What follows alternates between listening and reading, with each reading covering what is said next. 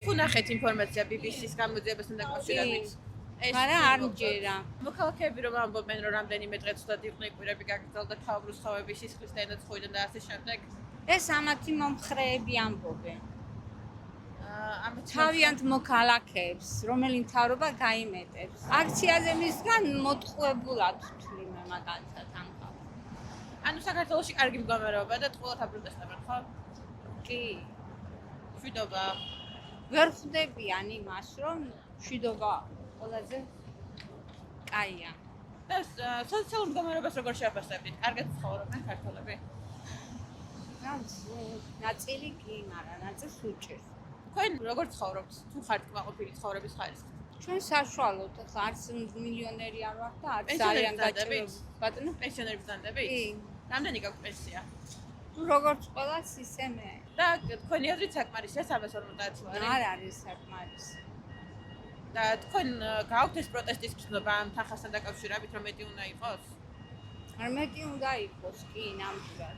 ოპოზიცია მაგიტომ უნდა არსებობდეს, რომ შეახსენოს იმ მთავრობას რას არ აქცევენ ყურადღებას და რაღაცა ოპოზიცია არა ქუჩაში იდგეს. ოპოზიცია აიკრძალა, პარტიები აიკრძალა, თუ გაქვთ ინფორმაცია ამასთან დაკავშირებით? კი, ვიცი, სასამართლოშია შეტანილი, ჯერ არ აკრძალულა. პარლამენტში თუ დაждდებიან ეს ოპოზიციის არჩეული ხალხი, ხო და იმათ მოусმენთ, იქნებ იმათი აზრი უფრო მომეწონოს და მომდენ შემდგომ არჩევნებზე მე იმათი აზრი მოვისმინე, იმათ მიცე ხმა, ხო? რაც ალე კოელისაშვილმა გააკეთა, ან სხვა პარტიები აკეთებენ, პარლამენტში დაждდნენ, მოგვასმენი რომ თავიანთი აზრები, თავიანთი გეგმები და შეიძლება მომდევნო არჩევნებში იმათკე გადავიხარ და იმათ დაუჭირებ ხარ, ხო?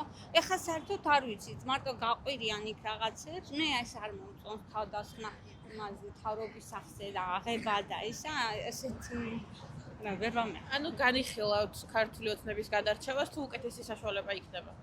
კი, თუ დავინახავ რომ უკეთესი მოვა ხელისუფლებაში, რატომაც არა.